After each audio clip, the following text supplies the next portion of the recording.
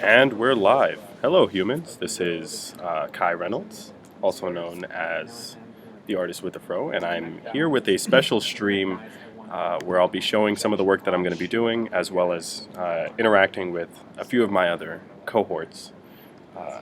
Cohorts? You mean the actual guy that does most of this shit? Yeah. So The CPO, the challenge personality online, the crazy person onward, um, the chief pleasure officer. I don't know. It doesn't matter. But point is, so he that has was shit to do. so that was also me because he didn't introduce himself. So I I'll don't introduce myself. I'll give him a chance. I only introduce myself as a CPO. That's how everybody knows me. Okay. All right. Names aren't important. Names are definitely not important. So what? Okay. So my name is Kai. This is our CPO. If anyone else would like to introduce themselves, feel free to do so, or forever hold your peace. My name is Camille. Damn. Hey Camille, how's it going? Camille ain't gonna fight back. Oh, this stuff is great. Oh, he's gonna just take you and wreck you good. How's the game coming along? I like spaghetti. Wait, did you even change it off? Wait. I did a good thing. Yeah, Oh, don't fight fuck. back. I think I Camille, fucked just this take up. Uh-oh. You're shitting. This is in Gonna regards go to the home stream, and but the cry. stream's still live. No, it's I mean, it's showing on my no, computer. but I don't see. Come on. But I don't see. See you in there, buddy. shit. I don't know what you guys talking Fuck Of course. sticks. Go on Twitch real quick. Let's see if it's working. No, it's working. It's up? I think I did some because I gotta change. You messed up, remember? Yeah. So I I'm saying gotta. that live, too. about. Damn it. Just realized if I'm limited, if I'm going Is to that- do this, Is it Oh, okay. 3 or is it 2? I gotta have- I have no idea. But in the meantime, we're gonna pick up where we Oh, there we left go. off. So I gotta change this. Gotcha.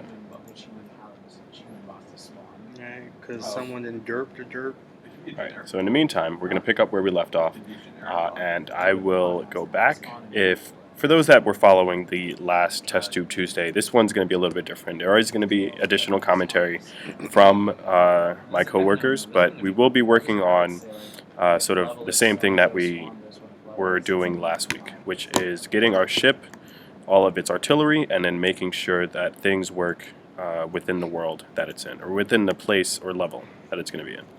Well, that's the thing, though. Actually, is this is actually a particularly old build, so Mhm. most of this is primarily testing and just seeing if the mechanics work. Yeah. Recently, I actually put up a prototype build that Mhm. has a little bit more of a basis and foundation for how the game may,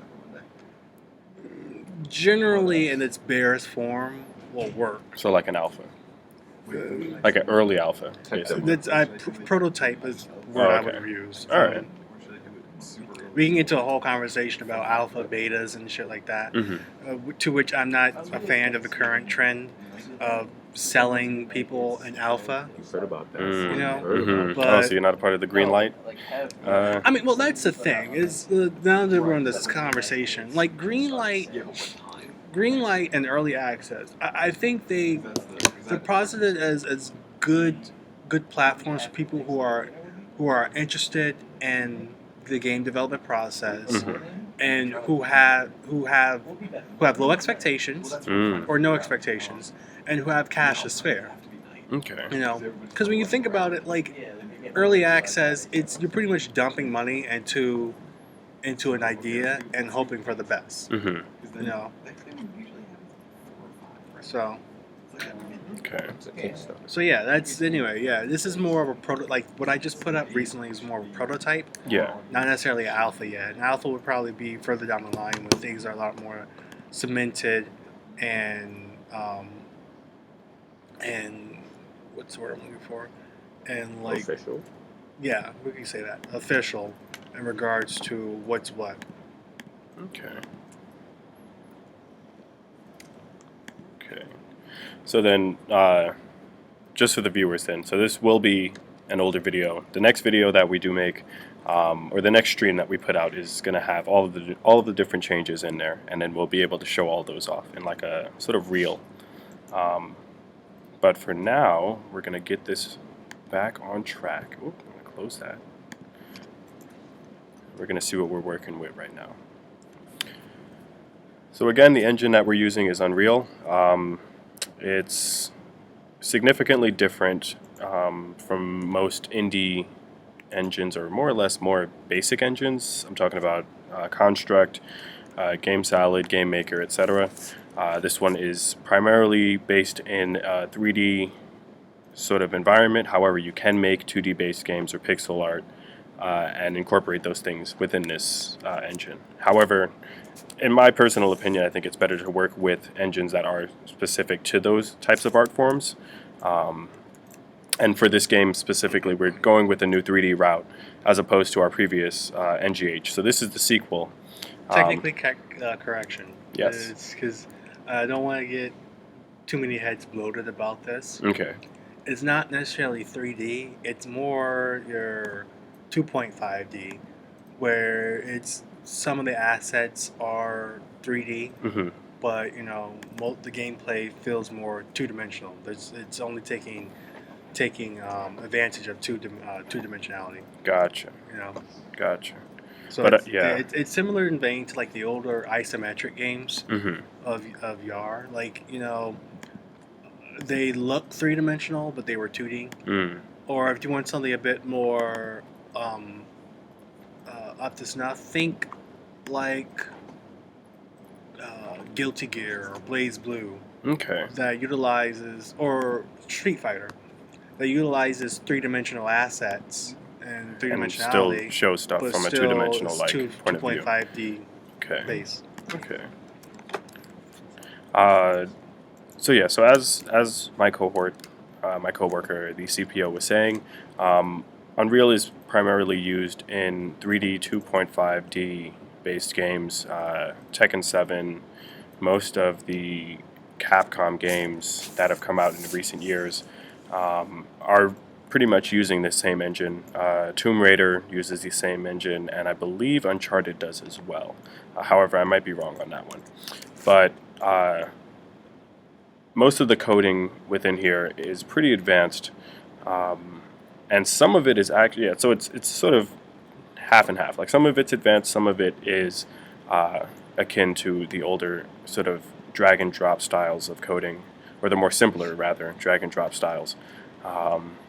In the previous stream, I displayed how we could put basic weapons in and tie them to certain keys. Today I'm going to kind of do the same thing and just show you guys how we're going to add different delays to a few of the different weapons that we're going to have for the ship here. So in a similar fashion, we're going to go back to the viewport. We're going to zoom in on our ship. That way we can see what we're working with. And we're going to use it to add, well, first thing we're going to do, we're going to add some arrows or sort of sockets where these weapons will be coming out from. We're going to work with our beam and our sort of, what's the weapon that I'm looking for? It is our homing, no, not our homing projectile. We're looking for our beam and our, for some strange reason, it's not showing the bomb that I'm going to be using. So we'll probably just make that projectile. So one projectile will work on a delay, the other projectile will work on a load. So in a similar fashion to the last video, we're going to add a component, which will be an arrow, and we're going to lock that in right in the front of our ship, and that will be where our projectiles are coming from. We're going to put two of them. The first one's going to be our delay, the second one's going to be our load.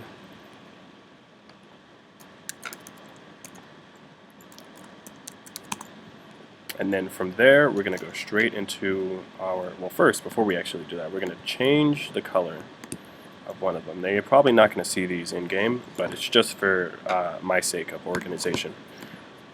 We're going to save that. We're going to go back into the event graph, and we're going to lock these in to our first and second keys. The first key is going to shoot the bomb that goes off on a delay. The second key is going to shoot the laser that loads first. So opening this up, we have a few bits of code in here already. The one thing that we're going to be looking for is custom event, and we're going to tie them both to two different custom events. They will both be key triggers, which means that they will work with a specific key that we have on our keyboard here, and the actions that they will take will then have to come in different functions or forms. So the first thing we want to look for, we're going to double click this, we're going to look for the 1 key press, and we're going to look, so it has 2 things: when it's pressed and when it's released, it does something which we can attach to it. We're going to drag this off, we're going to make sure it does once,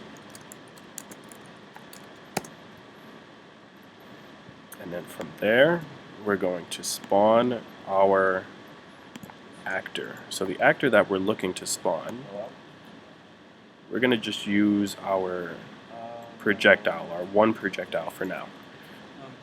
The second actor that we're going to spawn from there is going to be our laser. But as I said before, once you tap it, it'll do something once, and it'll spawn actor from class.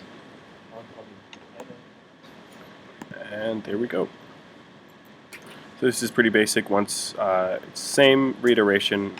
Once we press our key press, it'll do something once, which means it won't repeat it. We'll have to press it again to make sure that it shoots another projectile, and it will then shoot our projectile outward. We're going to compile and save, and then we're just going to test this out to make sure that it's working.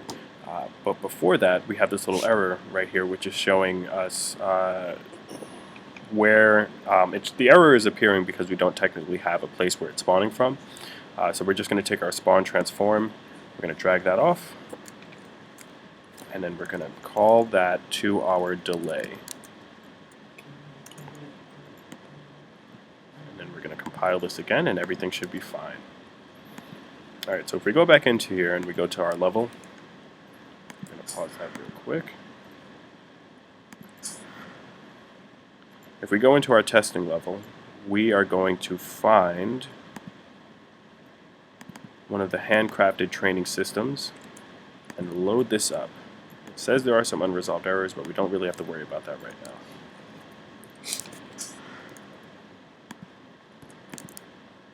So again, if we press 1, it shoots out a laser. So now we're going to go back into our code and make sure that we set this up correctly.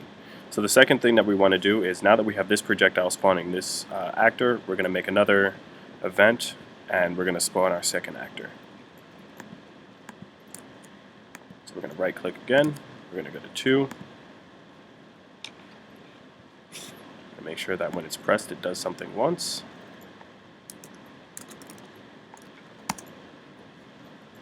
And then we're going to spawn our actor, which is going to be our laser.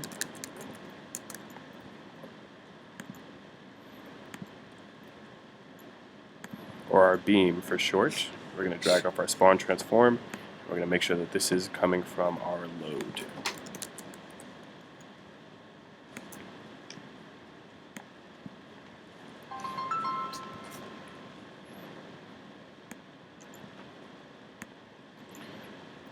So what are we planning to see in terms of enemies in our space?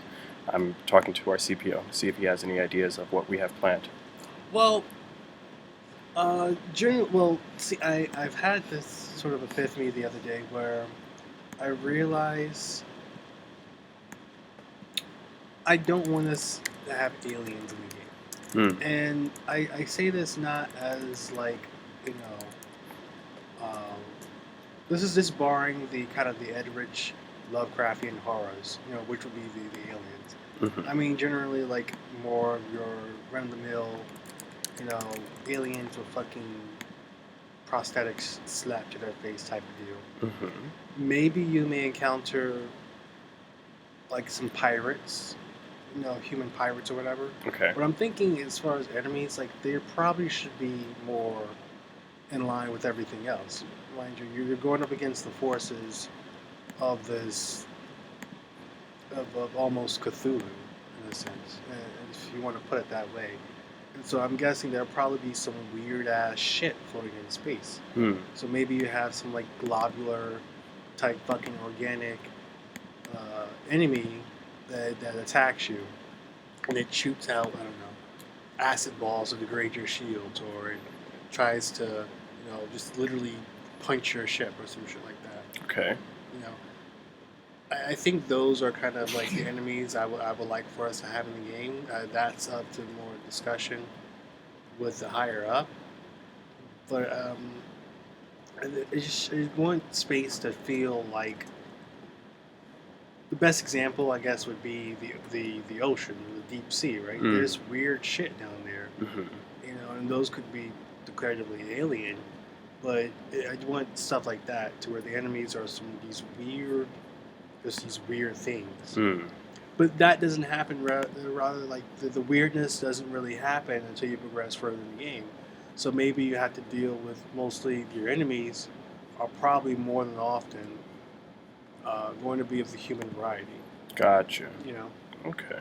it's pirates, or maybe there's another corporation that's trying to stop you from what you're doing, or some other elements. Because the whole thing about the game is kind of placated on the human condition. Mm. Humanity is in this very dark, fucked up, grim world, and the few aliens that they saw are not really substantial to be sentient, except for the ones that the original ship came across, and come to find out they're more hellraisers than aliens. Okay. All right. So we're talking about an active space environment. That way, it's not just shooting meteors and dodging asteroid fields and Yeah. landing on planets. All right. So we actually have space entities. Space entities, which Mhm. are more, which you'll probably have your hazards, Mhm. your comets and micro meteorites and all that stuff. There are definitely some space hazards I would like to put in there, Okay. except for the black hole. No black holes. Really? Well, there will be a black hole, but that's one of those things I think it's. I mean, if you really think about it, black holes are fucking scary. So I think I would like that. Instant death. Well, not just that. I think I would like the black hole, not as just scary theoretically, Mhm. but it's scary in the sense of that's probably the most likely place where some otherworldly shit would be. Mm. You know, like imagine it, as a cage, if you will. There's nothing can escape it. So you can have your wormholes that sprout you anywhere and everywhere. Those are fine. Those are subspace tubes in space. Yeah. But the black hole is literally a prison in which you can't escape. So So you have to question if something escaped that Newtonian prison, Mhm. just how dangerous are they? Okay. I was thinking like a one-way trip type of thing. Where No, it's like definitely, it yeah. would send you basically somewhere else, but there's no going back. It's kind of like a final boss. It's a type of situation. exactly. To go to the black hole. Mhm. It's literally it's like the equivalent of the suicide mission from Mass Effect 2. Gotcha. It's the no point of return, point of no Point return. of no, sorry. yeah. Mhm. You can't go back. So Hmm. Okay. So then, what about? Sorry to cut you off. No. Okay. So what about previous features? The wormholes from the previous Well, game, the sort of debris that you can find and collect for your those ship. things are. I think those things are those elements. I would Yeah. say those things are still in the game. Like Like you were talking about with the wormhole, like I figured you still keep that because Yeah. it makes for a nice It would- transport. Like you're not just having to Well, the traverse giant here's the thing, areas. because now at this point you can actually, there's not necessarily a keep jumping until we find home type of deal. You can Mhm. actually, your ship is a little bit better now, so you can actually decide where you want to go. Between a couple of systems. Yeah. After the first tutorial mission, you say, it actually opens up to 3 different paths, if you will, system that you can go to and explore, which will, if you explore enough, will open up another set of star systems. Mhm. The wormhole presents us an interesting avenue to a lot of different features in the game. Okay. Including another way to randomly pop, to go to a system quickly or whatnot. but actually also it allows us a way to introduce content after the fact. Oh, okay. So we can have like future. Are you talking about DLC? Or you? I don't want to use that term, but in a sense, yes. Okay. It allows for expandable expansions or content afterwards. Hmm.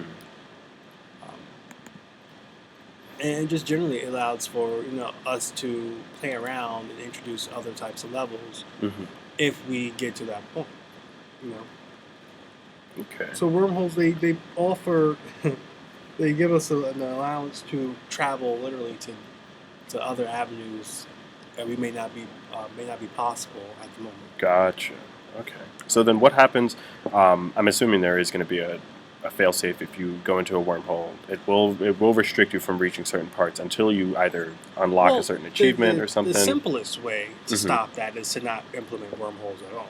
Okay. You know? But then, like, what stops someone from going in a wormhole and then No, that's what landing I'm saying. on a spot that's like, That's what I'm saying is we just don't have wormholes spawned in the game at all oh, okay. to stop that. If we were to have the wormholes randomly sprout up and whatnot, it can simply a message as simple as we don't have the appropriate device to transverse those wormholes. Mhm. You know, could pop up. Could come and if up. you All right. do, and fuck it, let's give the player allowance to go into the wormhole. Well, they die. Mm. Hmm. You know, It's like an immediate just KO. You know, it's KO. It's you die. Okay. You know, so there's like I said, there's different ways we can get around with that. We can have the wormholes in the game.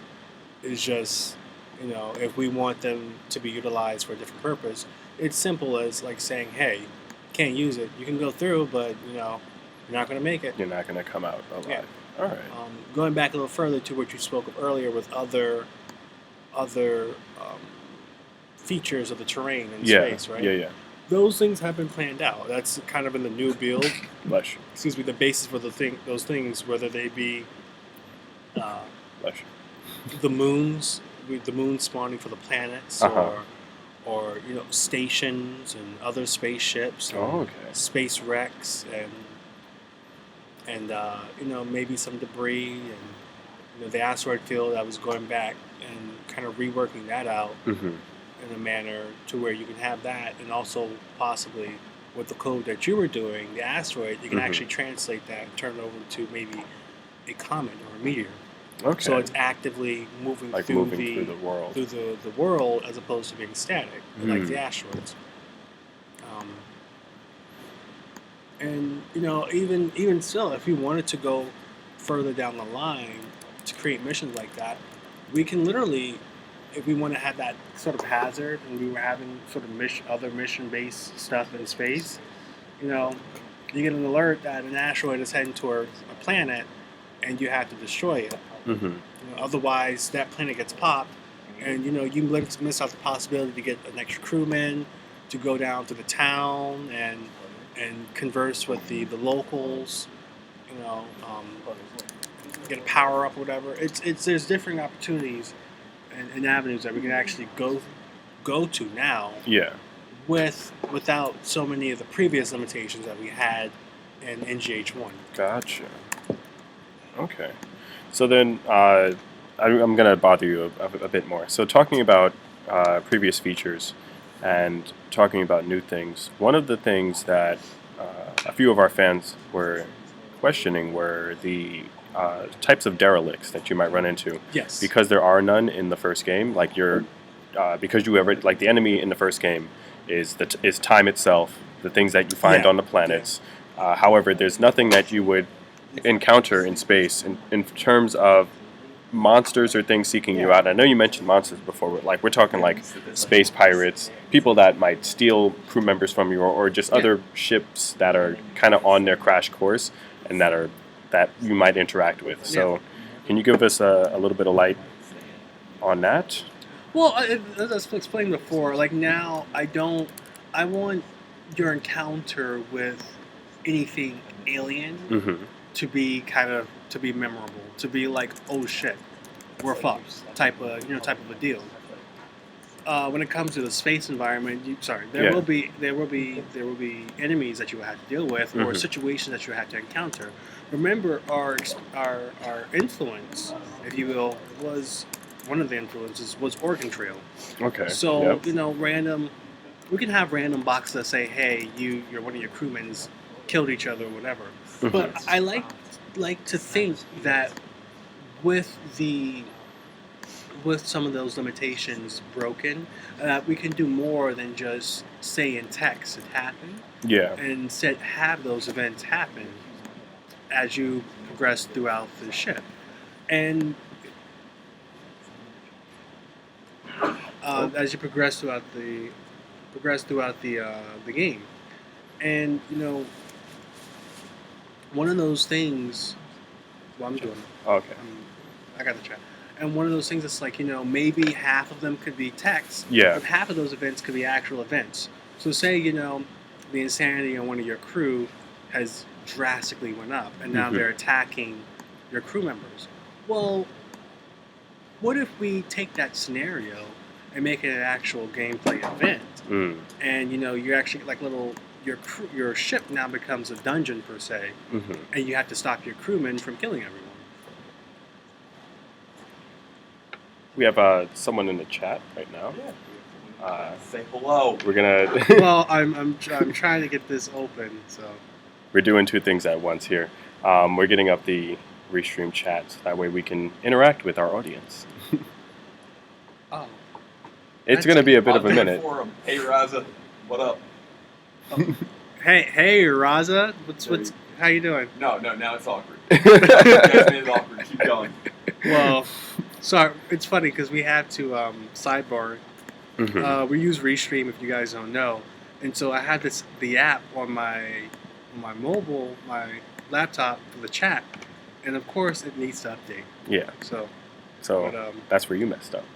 well, that's exactly where I messed up because I haven't been able to stream lately. But to the discussion at hand. So yes, there will be Frackenfurter. There will be scenarios that Mhm. you will have to go through, and there will be enemies. Like I said, there will be human-centric enemies that you'll have to deal with. Okay. Or maybe, since one of our other influences is definitely aliens and Blade Runner, why not synthetics or androids? Oh, okay. All right. But that's all kind of really. There's no real gameplay additive to that. That's Mhm. more cosmetic, Mm-hmm. So Okay.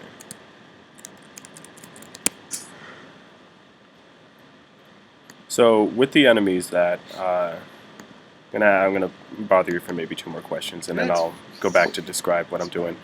With the enemies that we have in the games already, do we potentially see any returners in the forms of the sort of lurking zombies that had the gems stuck on their you backs? mean the Like, are we gonna have the some? from the previous Yeah. game, from Never Go Home? Yeah. Well, let's Or is debate that going to be something that is going to be like random and? Hi, I'm just an artist. Oh, do you want to? Do you want to? Do you want to speak up? I don't know. I don't know if our audience can hear you. That's wait, Langston. that's. Hi, Langston. I'm ashamed now. No, anyways, back to what we were saying about enemies in general. I feel Mhm. like what we did in NGH1 was just like we were coming up with things off the cuff. It was just like idea generating. With this, I feel we can do something much better. So Well- you probably won't see enemies that you've seen before in NGH. possibly. But what about nostalgia? Well, this is actually an interesting thing. It's I mean- it's a What if gonna What be- if we have like an iconic alien and everyone's like, oh, that's the Did NGH we alien? have Well, an iconic? I mean, we could build one up.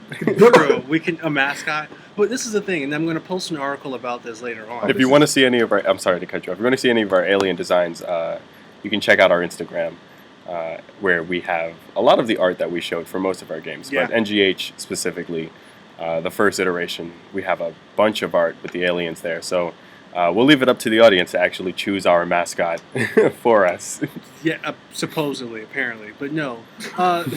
This No, shut I really did. but Like, this actually goes this particular thing dives into an article that I'm going to post up later on Slide, and it deals with perception. Hmm. The interesting thing about the first game, right, was that yeah, we had the age mechanic, which is actually now the base, kind of the inspiration for the insanity meter, and we've had other bits of lore coming up about Mother Jutro and Sunrock and the personalities and 5, stages of grief. Well, those things all come back to the perception and how those characters and inherently how the player perceives the world. Mm-hmm. Those creatures that we saw Yeah. in the first game, who's to say that they actually were creatures that existed? You Oh, know? so you're saying it could have all been like in our head? Yeah, I don't want to pull out the trope of it was all a dream, Uh, not to quote Biggie, but. So you're saying you don't read Word Up magazine? But it's definitely a avenue that we're pursuing now Mm-hmm. is playing with the expectations, your perceptions, with your head of is this real? Is this actually happening? Is what we see what's actually there? And for those creatures, possibly they could make an appearance. I have nothing against those designs coming back, but I like how moving forward, there's actually a bit more change to what's going on in the whole verse, and that's once again because of how actually how the development team perception of this new game. Okay. You have to remember the style of the first one actually is probably going to be not so similar to the next one. Yes, we're going to have that. We want to keep with that dark, grim, fucked up, yet colorful world, but these stylizations that we had in the first game more than likely won't be coming back in the same form or factor. Okay. So, with that, and one could say this is all bullshit for why the design's changing or not, but I would argue that there's an actual point to it, and that's all coming back to the perception of the world around us, and that's more further, an analysis of the human condition, I see. which is one of the themes of NGH2 is the perception, the human condition, and how we deal with those things. All right. So, in regards to I'm going to change the subject from please. enemies to, I guess, crewmates. Yes. The same recruitment styles are probably still going to be kept in the game. Are we Yes. adding any new mechanics? Well, I guess one thing slightly bridging the two, but one thing is, once again, well, bridging a couple things. I don't want us to have aliens per se. So one could almost explain that the reason why the crew had different heads was because they were fucking crazy. Oh, okay. And they carved out these weird helmets, to make themselves feel better in the universe. Mm-hmm. Because, well, most of them, more than probably, they're all alone. As far as new mechanics for crew selection, we're open to it. I think the same, you go down to a planet with the possibility of you finding a crewman is still going to be there. I would like for us to expand it. Once again, this is one of the things that we'll have to discuss. But expand it to where it's not just simply, you tap on the crew or you go and get the crew. Maybe, when you go down to that planet, you have to find them, and then you had to actively clear that level per se in order to get that crewman. So if your crew that's down there dies, there's a possibility that the crewman that was down there too may be dead too. I see. Maybe.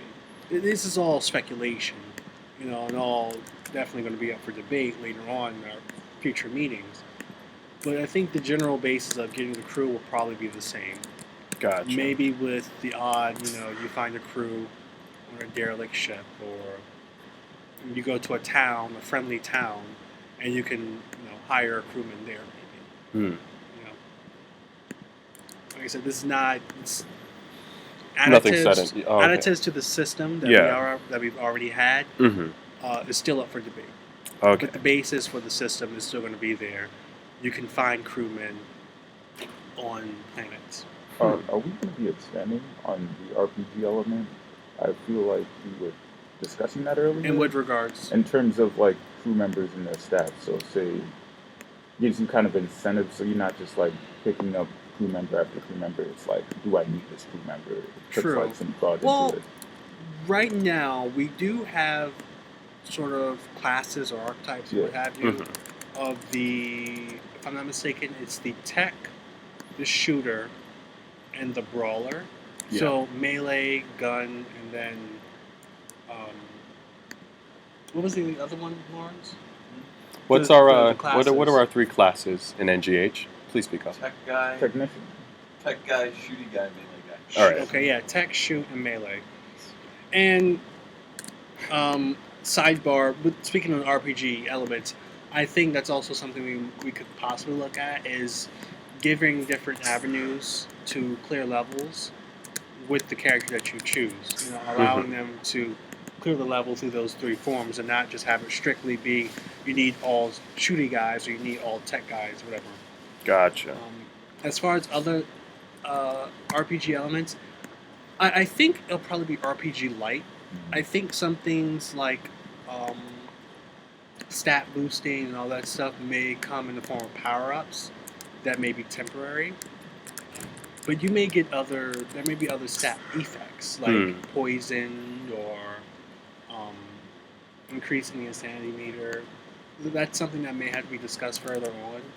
I had brought this idea up earlier that maybe you can get, equipment to go with your character, so maybe different guns and whatnot. But that seems it was debated a little bit. Is it That kind of it'll like probably be more of a power up.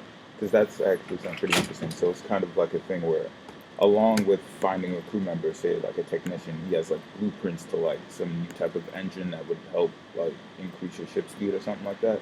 Like, say you could find like a normal technician who would just like minimally upgrade your ship, but this one, along with him having his stats, also has like this added. True. See, and I think this is one of those things that's up for debate because prior it was stated that any boost would be power-ups, and with that kind of assumption, temporary. You know, the idea of a character coming in with some sort of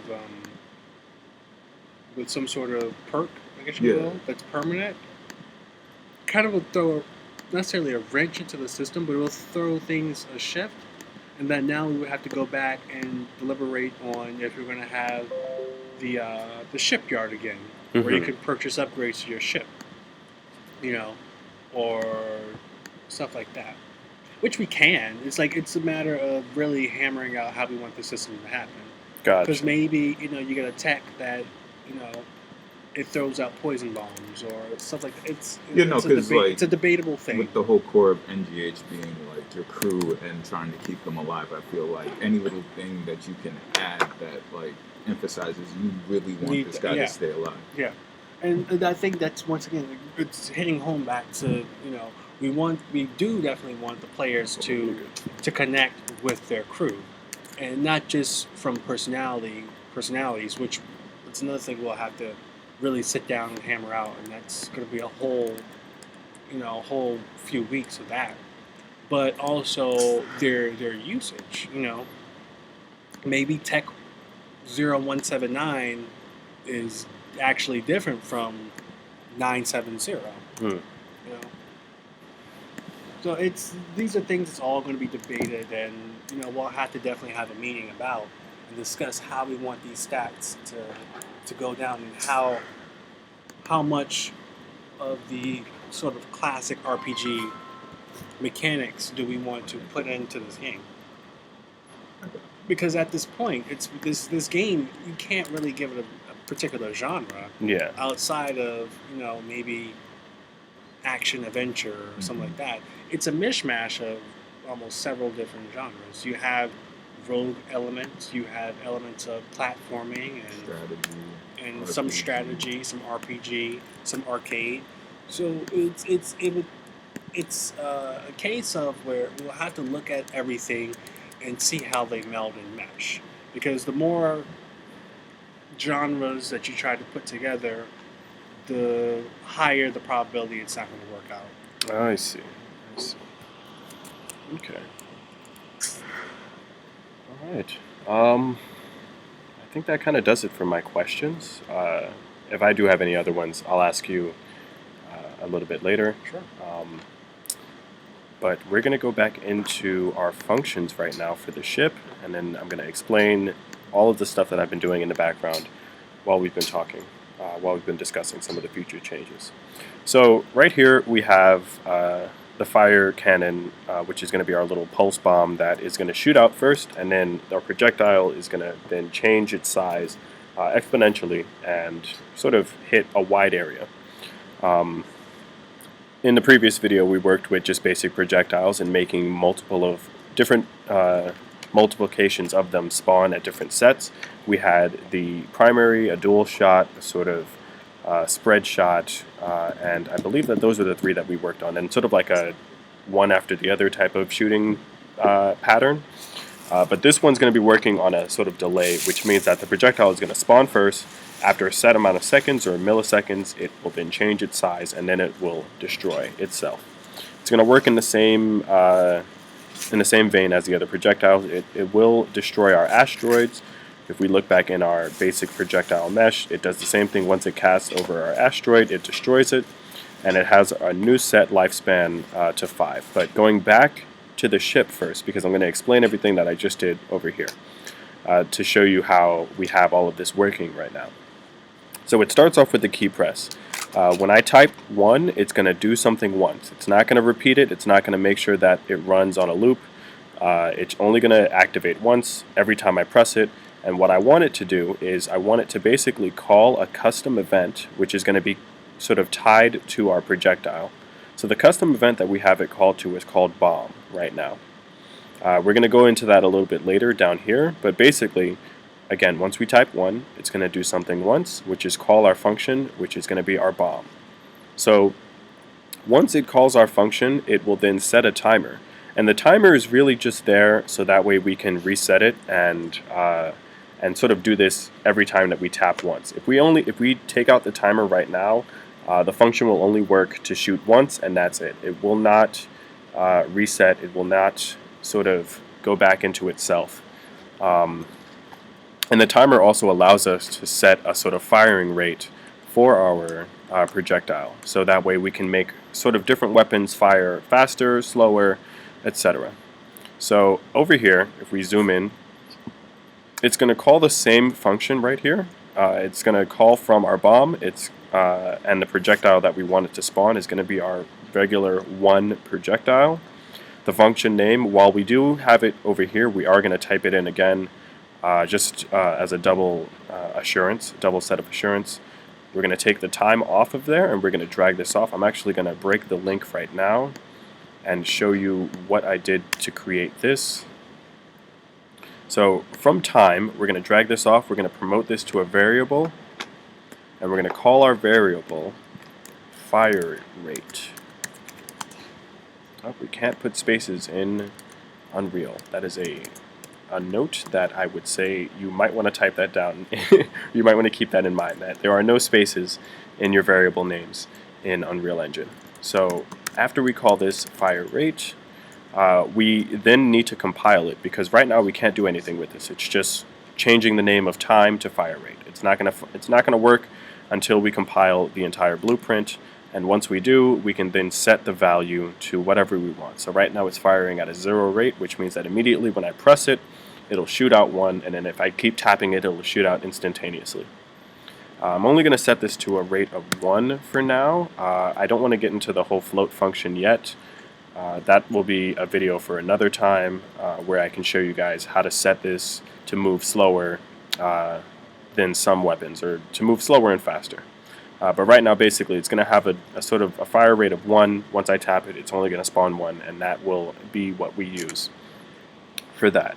So going down into the actual function, the thing that is calling our event and allowing us to spawn our projectile from our actual spawn point, which is that arrow that we put back on our ship, we first are going to create our custom event. So the custom event again that we are calling is bomb. This is the same one that comes from our key press.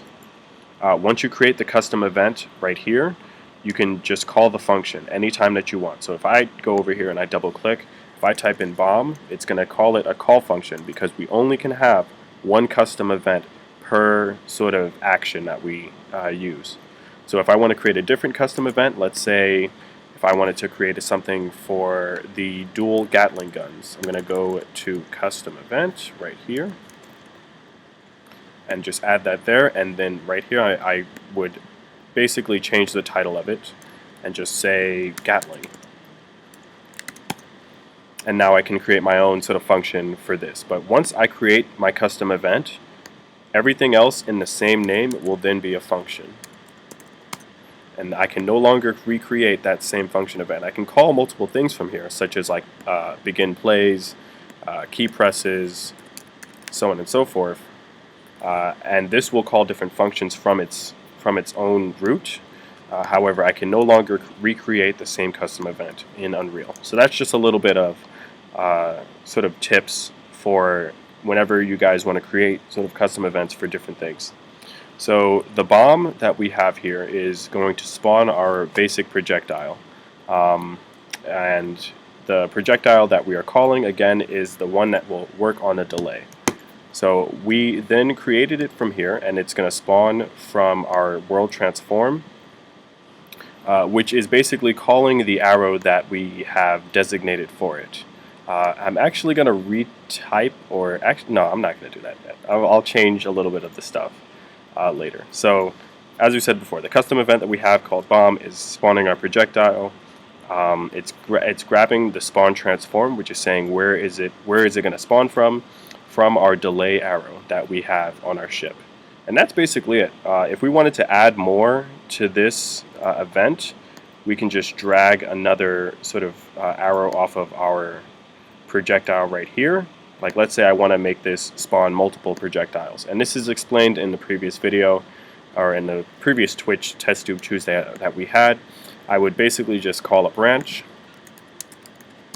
And the branches work on a true or false method, where if this event or this action is true, then I can either do something else, or I can make it so that way if this action is not true, I can also make it do something else. So if I wanted to make this spawn another projectile, I would create the branch, call it true, and more or less just copy this same function right here, with the exception of the event.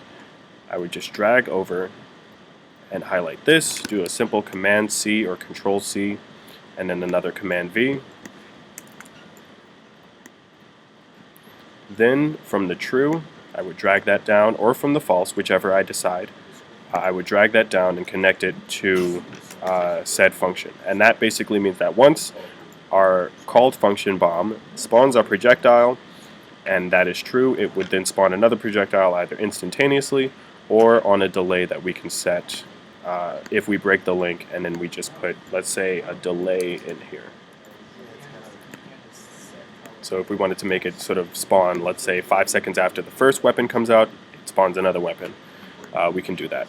But that's all for later. That'll actually be when we talk about our Gatling gun, because the functionality for that will then work on that pattern, where it's shooting one, and then the second one, and then the third one after the other at a certain time. So again, to reiterate, we have our key press, which is calling our function to do this only once. The function that it's calling comes from our custom event that we created here, and that will then set our own timer to call the same function name, and we can then change the firing rate. When we take our finger off of one, it will then reset our timer and reset our function, which is again called to our custom event. To reiterate the custom event, it's spawning one projectile, and it is spawning from our spawn transform, which is basically asking it where do we want it to spawn from, and it's coming from our delay, which again is the arrow that we created in front of our ship right there. So if we go into the world after we compile and save this, because you want to save after you create any new function, if we go into the world that we have here, whoa. If we go into the world again, and hopefully not collide into any of the planets, if we go into the world that we have here, you can see once I tap 1, it spawns a projectile. Now these projectiles aren't changing in size yet, because we don't have the code there for those projectiles to do so. But we're going to change that really quickly. I just wanted to show you guys that everything does work in terms of functionality before I get into the new things that we're going to be adding. So we're going to stop right there. We're going to go back into our projectile now, because this is what we want to change. Once it begins our play, we're actually going to take all of this out of here. So we have two functions right here that are coming from two different events. The first function that we have is our begin overlap to our asteroid. What this is basically saying is that when our projectile overlaps or collides with an asteroid, it needs to do something. What we have it set for right now is destroying itself, and then if we go and look into our asteroid, if we pull up the code for that, the asteroid actually has another event which it is then casted to, which we will now drag off, and we will say destroy. So it's the same sort of premise that we have. We have to make sure that our projectile destroys itself, so that way it just doesn't fire through our asteroid and then continues on its set path. And we also need to make sure that the asteroid itself is also destroyed. So that's everything that encompasses the first function, which is our event begin overlap. The second function that we have is event begin play, which more or less is described as once our projectile is created, it has to have a purpose, and that is the purpose that we are going to give it. And the first purpose that we have for this event begin play is just to set its own lifespan. So we have our purpose now, and it will basically say that the function that we want to call from it will be we need it to basically kill itself or destroy itself after a set amount of time. So we set that time to 5 seconds, and all that means is that once we spawn our projectile, it has 5 seconds to do whatever it needs to do, and then it is destroyed. If we don't have a lifespan, again, the projectile will just spawn and travel indefinitely in the location that it needs to. So we're going to work right now in our set lifespan. What we want to do is we want to sort of cut this off and make sure that we put a delay and a change attribute in between our sort of event and our function before it dies. We want to make sure that our function actually expands in size, or our bomb rather expands in size before it destroys itself. So we're going to spread this out a bit. We're going to cut off our link, and we are going to then grab it from here. The first thing that we're going to do, we're going to call a delay. So basically this delay will then, if I drag over my mouse over to the function, it will work in the same vein as the other function that we had for shooting. So once our actor comes into being, it will now delay itself, and then it will either go back to our set lifespan, or it will do something else that we want it to do. We're going to keep we're going to change the duration to 0.5 seconds, and what we want to make sure is that it does something on this delay. So it's going to spawn, it's going to wait 0.5 seconds, and then it's going to do something. The thing that we need it to do is basically change its scale, so that way it changes its size. So we're going to drag off that. We're going to look for either change attribute, or we can go into our we can actually go into our actor itself, go into the viewport, look for what we're looking for. We need it to transform, and we're going to transform its scale. We don't need to worry about its rotation or its location, only the scale, which basically translates to its actual size. So we're going to go back into the event graph. We're going to make sure that once it's done doing its delay, it transforms. All right, so once we have transformation up, it's going to give us basically everything that encompasses that transform. So if we go back to the viewport, it shows us again our location, our rotation, our scale, and our mobility. Again, the only thing that we need to work with is our scale. So going back here, when we type in transform, it's going to again show us everything, the local offset, the rotation, transformation, again, and it's going to show us that for more or less its entirety, and it's going to have it in both the world location and its actual location. So we need to find the transform for its actual location and not the world, because we don't need to transform it depending on the world that we're in, because it's going to stay to one set size and shape. So we're going to take this, the add local transformation, we're going to drag this off, we're going to drag these down a bit, and right now once we have it here, it's basically saying our event begin play is going to delay, it's going to add our local transformation, and it's going to call the laser mesh, which is not what we need it to call. We need it to call itself. So we're going to delete this really quickly. We're going to look for 1_ projectile, because that is actually what we have. Oh, and lo and behold, that is the name of our laser mesh. So we have two different lasers in here, and that will cause a little bit of confusion. So I'm going to go right up here and rename our laser mesh really quickly. I'm just going to call it bullet, and that will then change our local transformation. So we're going to go back into here. What we need to do is we need to find the transformation of it, and we need to change our scale if it allows us to type.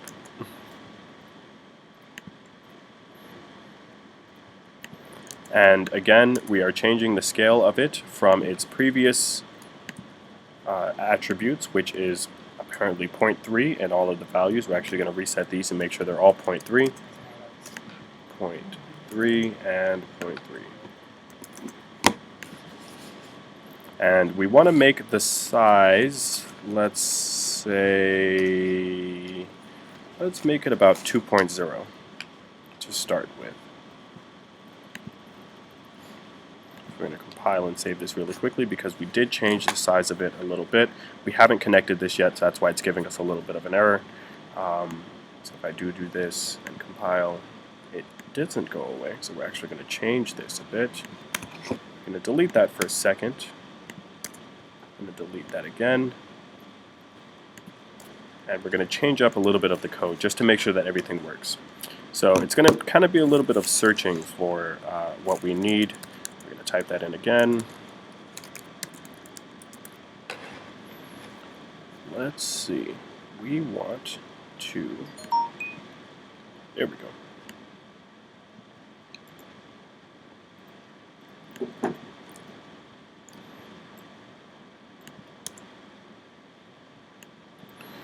Let's drag this off. Make this context sensitive. That way we're not searching for everything.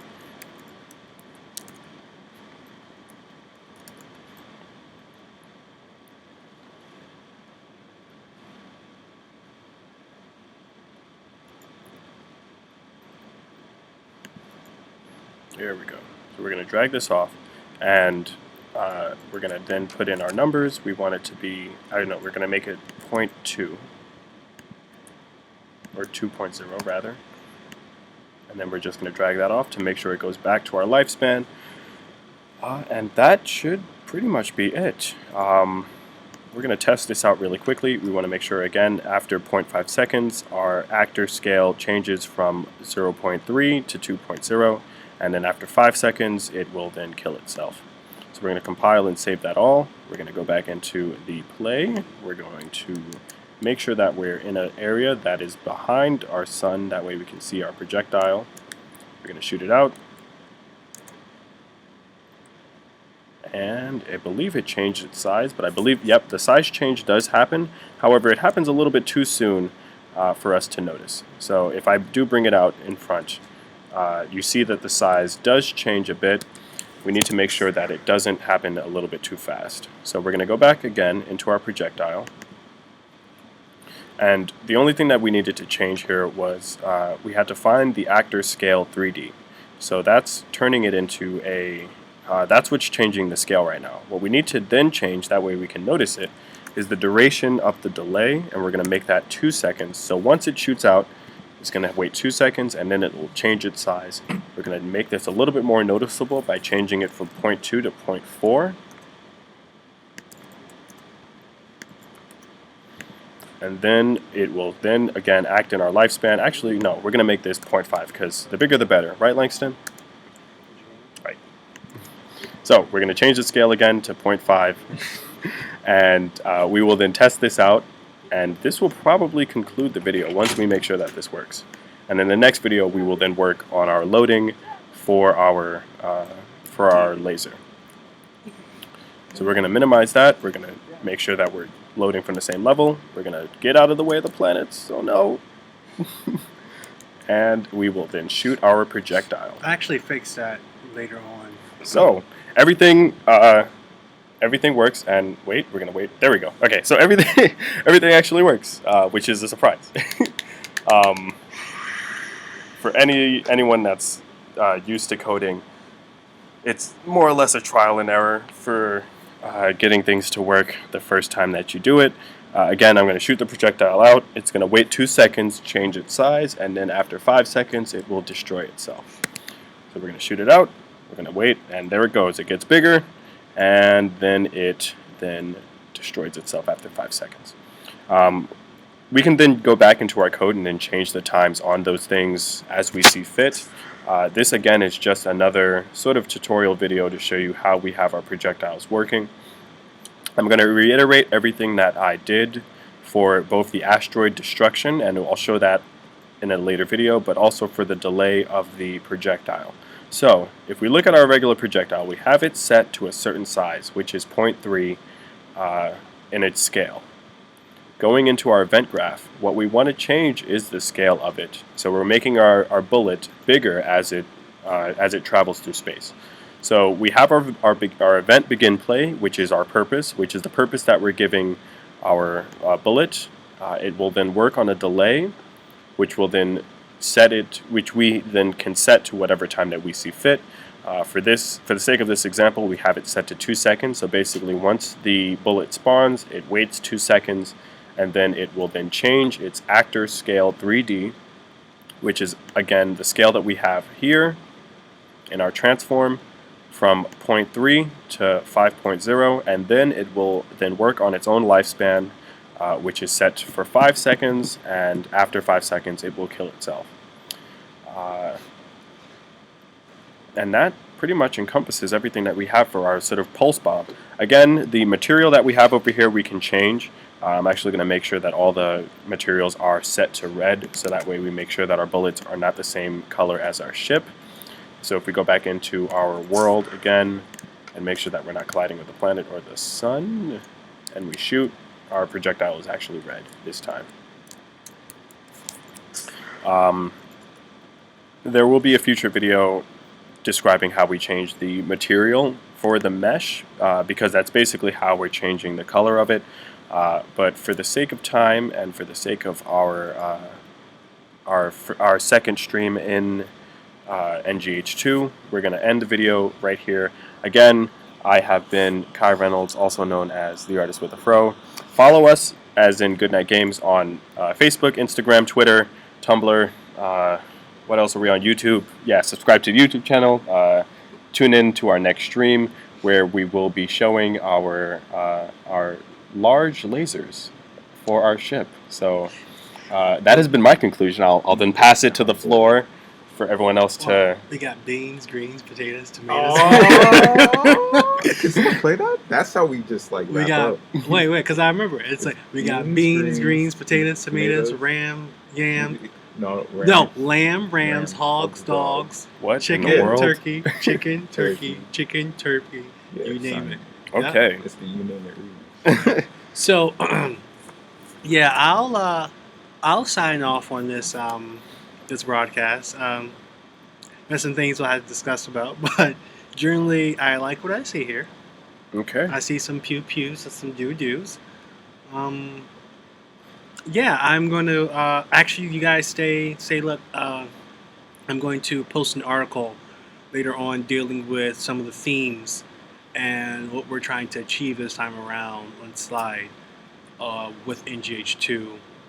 and maybe at some point in time, I'll do another stream sometime this week detailing the larger galaxy and what's going on there. Okay. And again, all our articles can be found on slidedb.com. They can be found anywhere and everywhere where we got a social media presence. Yep. We also That's- link it to our Facebook and our Instagram and our That's Twitter. Facebook sees, that's the Twitters, that's the Slide DB, that's the Instagrammers.